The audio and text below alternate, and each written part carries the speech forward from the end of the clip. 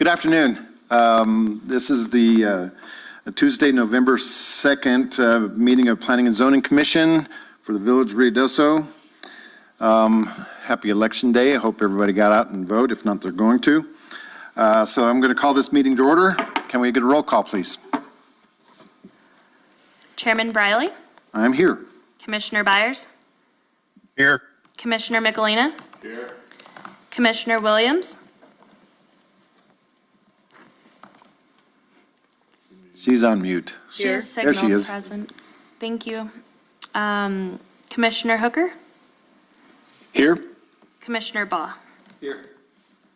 Thank you, Chairman. You do have a quorum.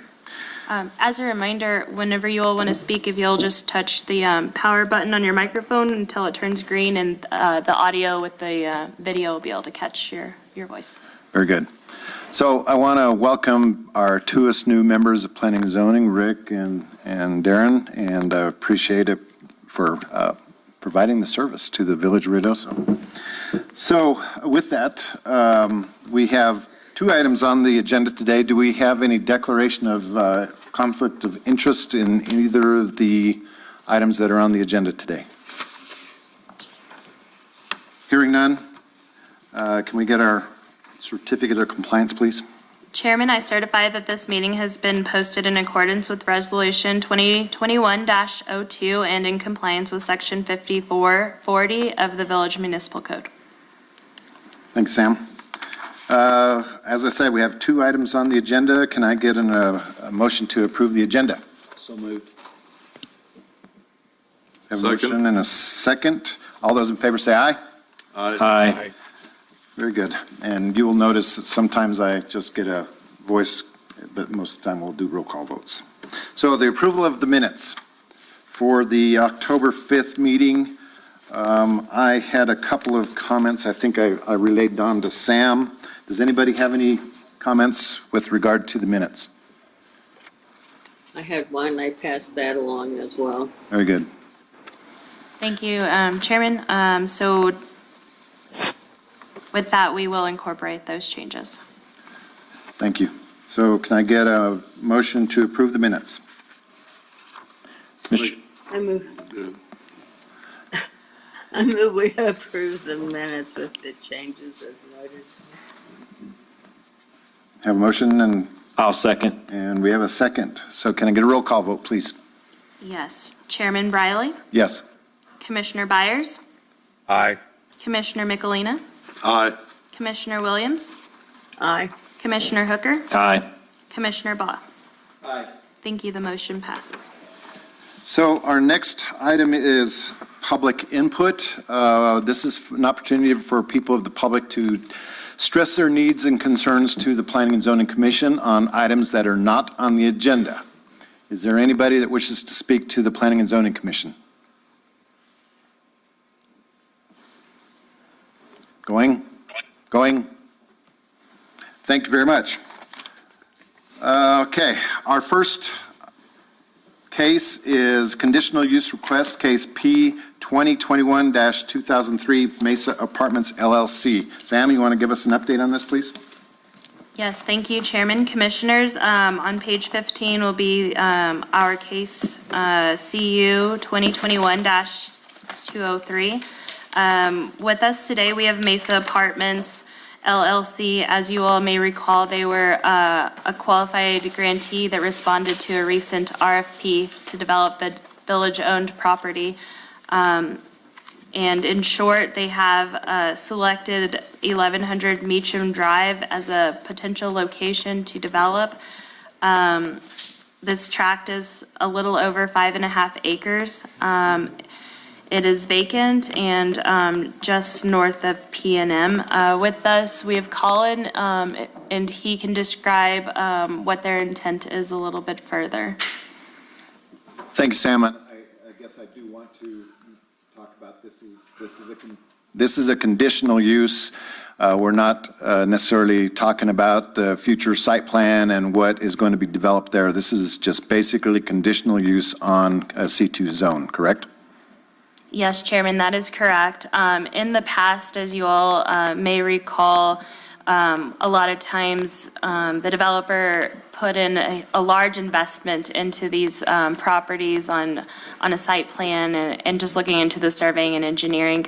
This time, we thought it would be much more practical to get the zoning in line with the development before any investment is made on any future development. So they're here before you just to look at the use of that land and to make sure that it, or have them demonstrate it wouldn't negatively impact the neighboring properties. Thank you, Sam. Yes, sir. Are you with Mesa Development? Yes. Hello, this is Colin Kruger. I'm one of the partners of Mesa Apartments, LLC, company that we set up in New Mexico to develop workforce housing. We have a project going in Albuquerque, and this is the second site that we've identified. We're looking to build a very low-density project, approximately 50 units, aesthetically pleasing, amenity-rich project, which would be energy efficient, targeting working families that would benefit the village in general. Preliminarily looks like a good site for us. So obviously interested in partnering up with the village and producing that amenity. Very good. Anybody else with Mesa wants to talk? Very good. I'm going to let the commissioners ask questions, and then we'll open it up to public hearing after that. Commissioners, any questions?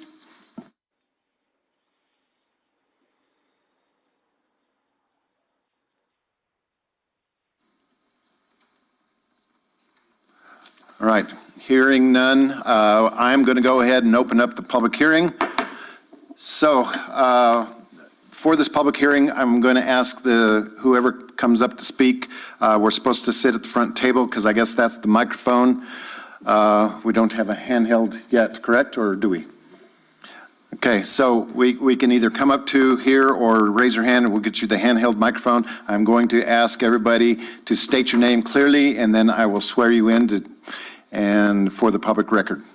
So who wishes to speak for or against this development? Chair. Anybody? Is anybody on Zoom raising their hand? Okay, we have gentlemen here. State your name, sir. Todd Overhue. I swear to tell the truth, nothing but the truth. I swear to tell the truth, nothing but the truth. Thank you. Go ahead. Thank you. I'm just here today on behalf of the Workforce Housing Committee. We have been working for multiple years now trying to address this issue within our community. We've brought several proposals forward, as you know, and several of them have not succeeded, at least to this point. But I think it doesn't take a lot when you look around the community and you see the help wanted signs and you see what's going on with our businesses. So we can't continue with the current situation that we're facing. I can't at the hospital, frankly, for that matter. I have housekeepers paying $1,000 a month for an efficiency apartment in this community now. And the reality of that situation is not something that's sustainable for us to continue to meet the needs of this community. So I want to point out to this piece of property too. One of the very first pieces of property that we proposed was the Mashburn property to this committee, and it was voted down. But at that time, my public hearing, which had, and the former chief will remember this hall was filled. And several of the individuals that spoke out against that piece of property specifically pointed to this piece of property and said, this is where you need to build it at. So we're bringing you that piece of property today with the hopes that you're going to take the action that we're asking from my committee that you do, because this is the property they said they wanted. We worked with the village, we got it done. We're presenting it now with the opportunity for it to be developed for workforce housing. And again, this is the one that the individuals voted, that said they wanted, and so that's why we're bringing it to you. So I hope you'll take that into consideration. It's of extreme importance to our community because frankly, we can't continue with the situation we have. Thank you. Thank you. Does anybody else wish to speak on this? Mr. Pearson. Hi, can you guys hear me? Yes, sir. State your name, please, for the record. Ira Pearson with Lincoln County. You swear to tell the truth, Ira? I do. I see you raising your hand. Go All ahead. right. I'll figure out how to take that off here in a second. I wanted to be involved today to show my support that this is following what Todd Oberhue had said, that this is needed in our community, in our county, Village of Ruidoso. We need some housing. We need affordable housing. Our workers do not have a place to rent. And as Todd said, we're paying $1,000 for an efficiency apartment a month. How are we going to get our workforce here and established and continue the services? And if we're going to try to keep up with the tourism and the industry that we have, we've got to find a place for people to live. And this type of project is I'm hoping the first of many to be able to provide that for our community. And I just wanted to chime in today and show my support for this project. Thank you, Mr. Manager. Do I have anybody else speak on behalf of or against this project, please?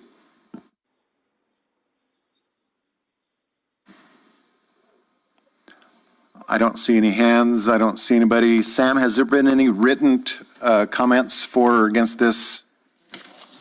No, we did not receive any. I'm going to, last call for public hearing.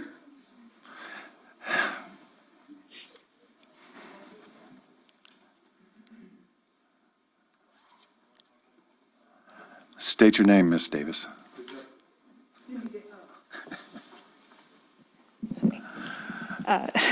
Cindy Davis. Swear to tell the truth? I do. Thank you.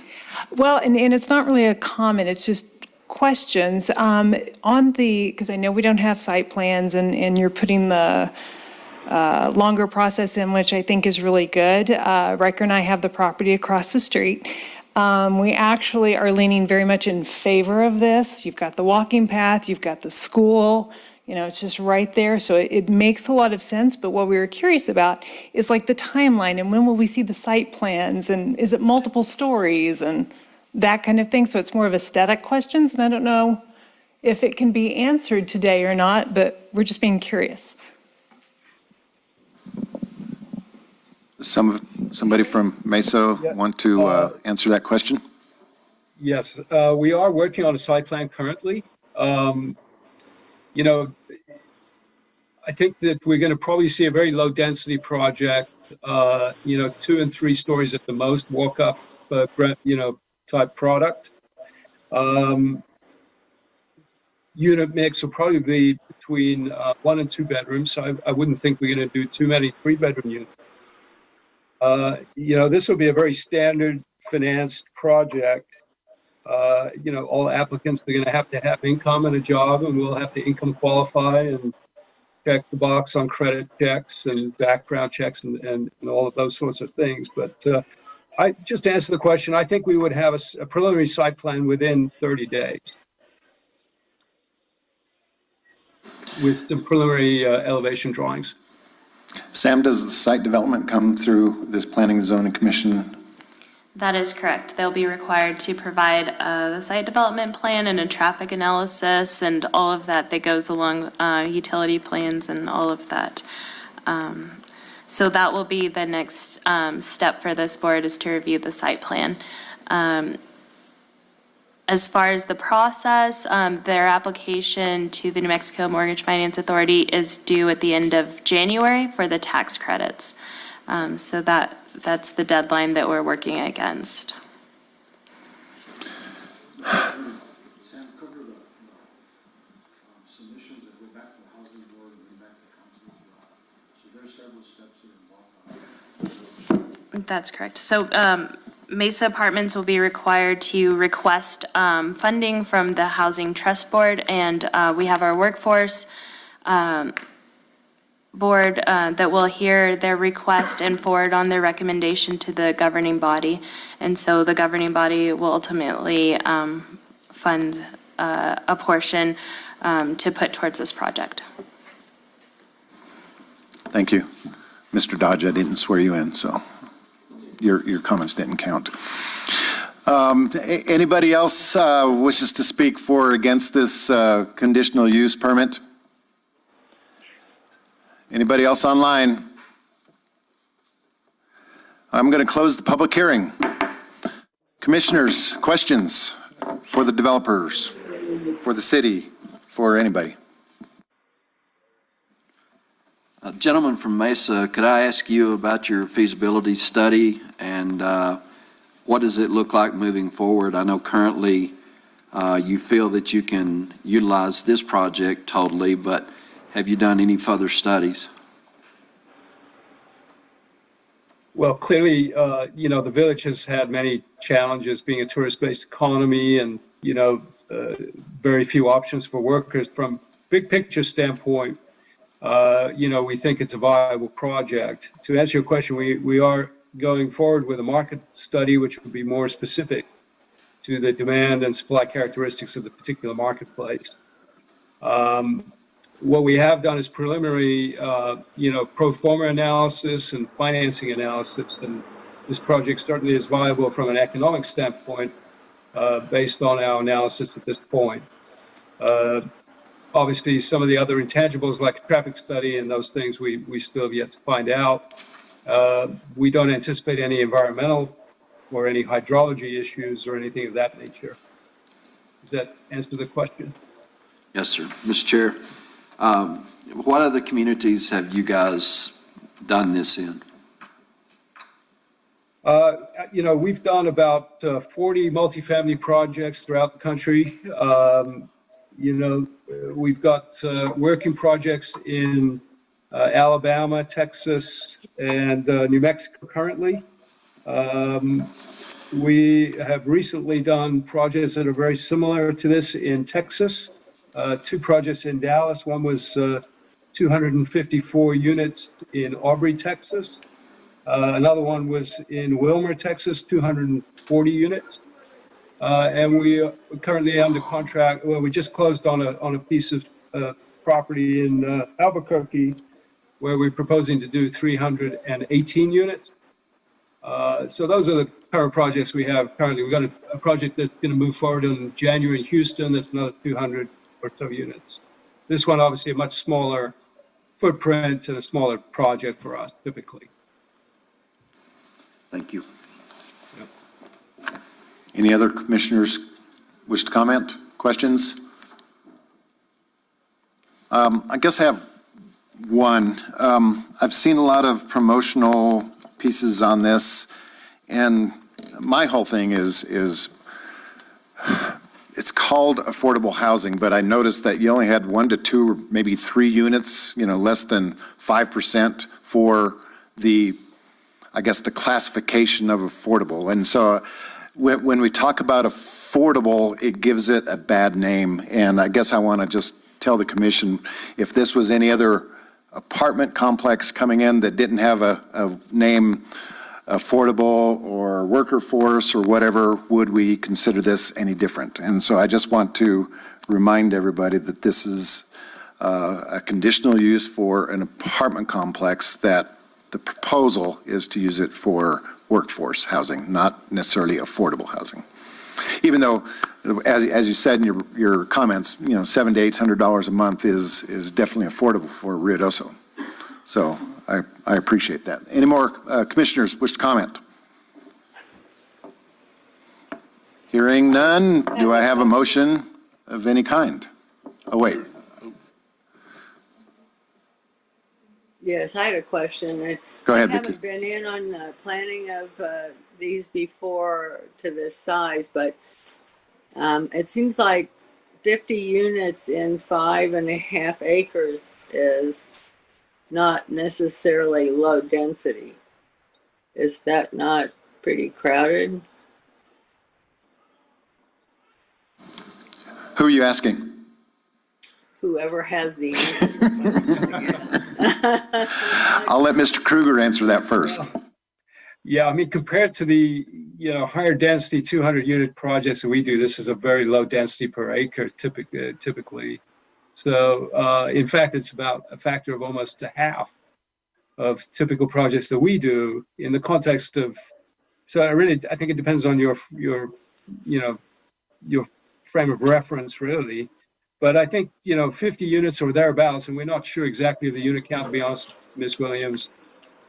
We're trying to do that, do those calculations now, and it's really a function of, the rent levels that we're able to achieve, and also the building construction costs and supply chain issues that we're having, and where we think construction costs are going to be, when we start to break ground, which would be, let's call it a year from now, let's say.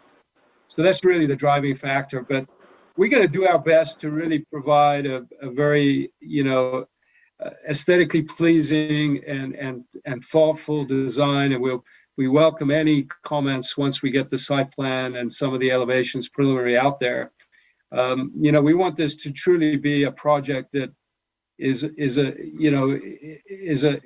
joint effort with the village, with the assumption that if we do a good job, then perhaps we're going to be asked to do another job that we can work on together. So that's really our objective here. We're passionate about trying to create mixed income developments that lead to sort of social and economic mobility for working families. And those projects really do help the mobility of children in particular. So we're passionate about actually really delivering on something that's going to be viable.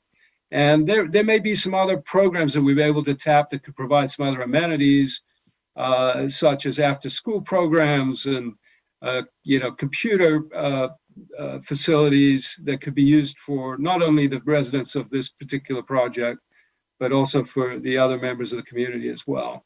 So I think in general, this is going to be a low-density project that's going to fit in pretty well with the overall neighborhood. Mr. Dodge.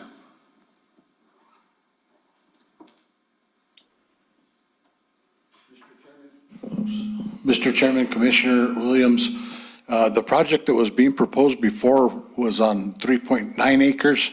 That was on the Mashburn property, and that was being proposed right about 68 units. So, this one's 50 at over 5 acres, 5.5 acres. Thank you, Tim. So, Vicki, I don't know if you got an answer. Do the math, it's about 10 per acre. Yeah, that's right. It's about a 0.11 acre per unit. Any other questions? Commissioners, can I get a motion? Based upon the foregoing findings of fact per 54-68 and 54-100 of the Village Code, I move to grant the requested conditional use approval for case number CU-2021-203 with the conditions stated in the case report. I'll second that. We have a motion and a second. Any more comments before I have a roll call vote? Hearing none, can I get a vote, please? Chairman Briley? Yes. Commissioner Byers? Aye. Commissioner Michelina? Aye. Commissioner Williams? Aye. Commissioner Hooker? Aye. Commissioner Baugh? Yes. Thank you. The motion passes. Thank you. And again, we look forward to seeing the site development plan. I know that on the assessment impact checklist, there were some concerns from some of the staff. Maybe that was from the workforce committee, but I'm sure we can work that all out as we get through the process. Thank you. Good. Thank you. Look forward to it. Next item on the agenda is conditional use request case 2021-204. Sam? Thank you, Chairman. This request comes from George Chernowski.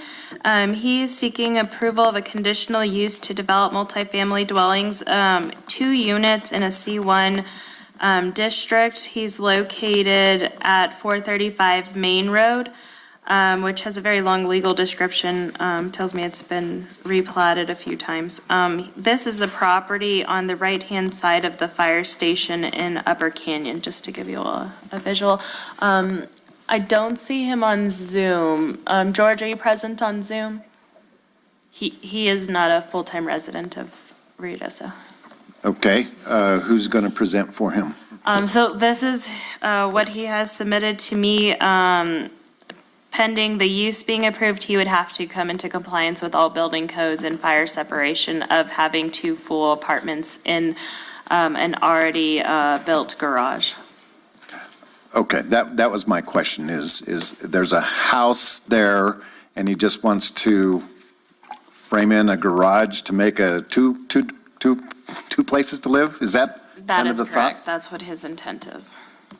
Mr. Chairman, Commissioner Hooker, so this picture that's in here, that's depicting the garage that's going to be subdivided in half? Yes, so that is the garage that's existing, and he would divide it in half to create 2 apartments to be used as short-term. He doesn't have long-term rentals in mind. Okay, thank you. So this is C2, correct? C1. C1. So this is a proper use of a C1 zone to make your garage into 2 dwelling units, and then still leaving the house as a single dwelling unit, correct? Correct. And that's within a Which is currently a code. short-term rental. That's currently a short-term. So there's 3 short-term rentals on 1 lot, That's his intent. intent. Okay. I couldn't quite tell from the application, so thank you for clearing. Commissioners, any questions? Any questions from the commissioners for Sam? The applicant is not here, so Sam's going to have to field the answers or the questions.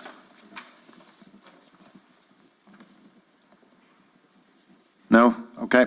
I'm going to open this up for a public hearing. Oh, yes, sir. I'm going to get to the public hearing part of it.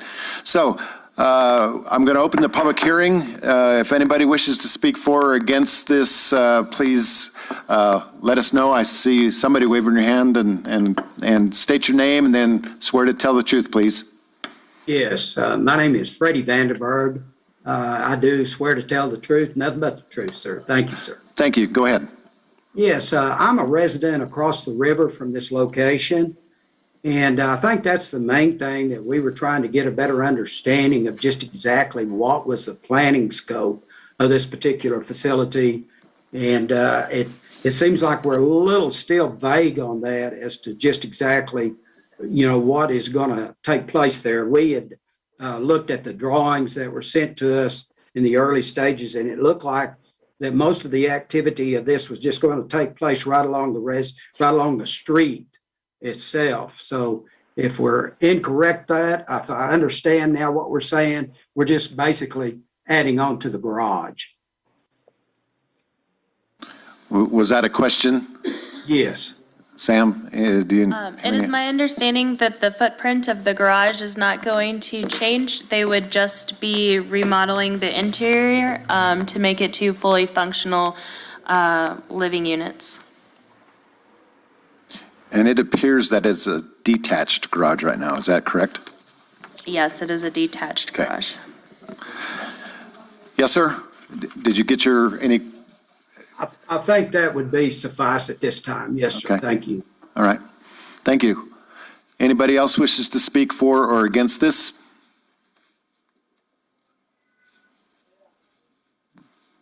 This is the most audience we've had in a long time. Speak up. Speak up. None? Going, gone. Going to close the public hearing. Commissioners, questions, answers, motions? I've got a comment. Go ahead. My understanding of increasing the ability to have higher occupancy or units in R1 was to create more workforce type solution or housing, not so much just nightly rental. And I guess I'm wanting clarification on that. Yes, Commissioner Byers, you're correct. An R1 zone, that is our intent with the accessory dwelling units. Mr. Chernowski's property is zoned as C1, so it's a community commercial district, which provides for this up to 6 units on a tract of land. Okay. Yeah, even though it's residential all around. The zoning is what dictates this one, Barb. Okay, that's, I missed that. That's all right. Okay, thanks. Commissioners, if there's no questions, can I get a motion, please?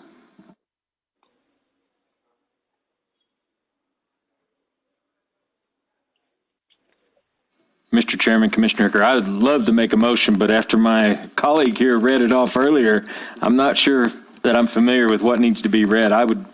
Page 31. Page 31, okay. Yeah, we'll trial by fire here.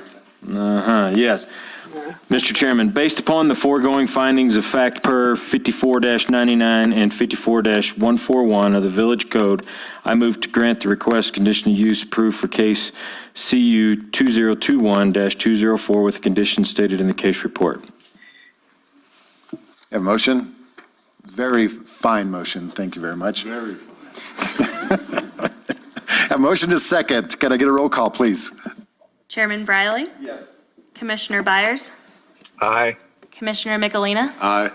Commissioner Williams? Aye. Commissioner Hooker? Aye. Commissioner Baugh? Thank you. The motion passes. Motion passes. Pass that on to the applicant. That's all of our public hearings that we're having today. So we have a lot of time that we can go through Sam's reports and commissioners' comments, unless you're ready to go home. Sam, what do you got? I wanted to invite you all next Thursday at 3 o'clock. We're having a Chapter 54 Steering Committee meeting. And so there is a Zoom component, and if you'd like to join us here at Village Hall, we'll be here as well.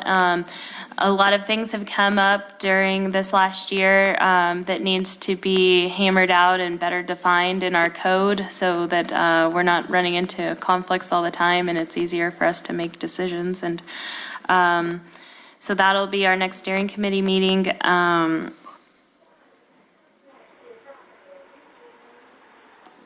As you can see, this workforce housing issue has been forefront for about a month now since we decided on our qualified grantee. We have moved forward.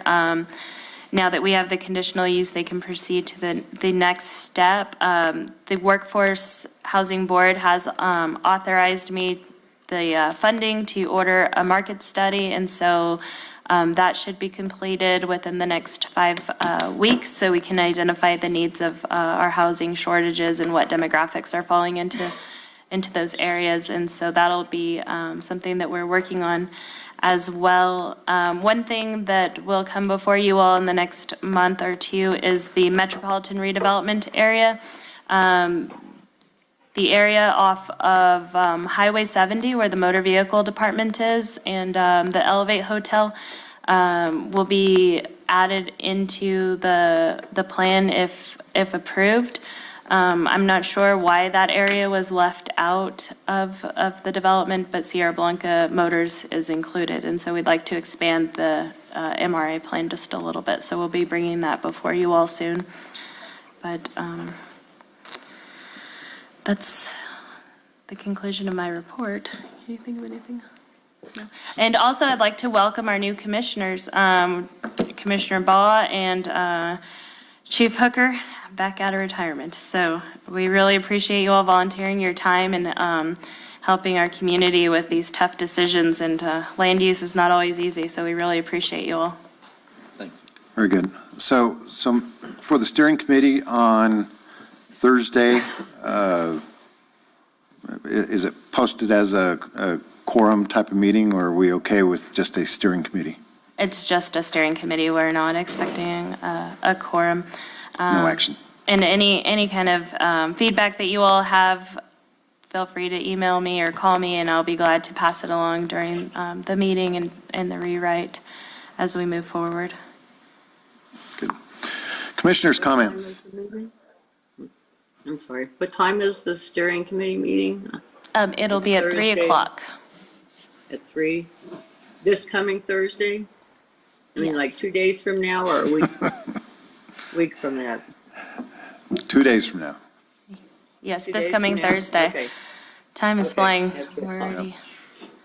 And on a positive note, right before the meeting, I got a call from Allsups, and they're looking to improve one of their sites on Sudworth. And so I think that that's something really positive that's come out of this commission and the actions that you all have taken, and words of encouragement you passed on to that corporation. And so I think that that'll be a great improvement to our community. Okay.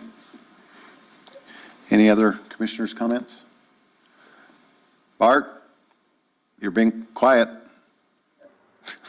I'm good. All right, if there's nothing else to come before the Planning and Zoning Commission, I'm going to adjourn this meeting. Bye, guys.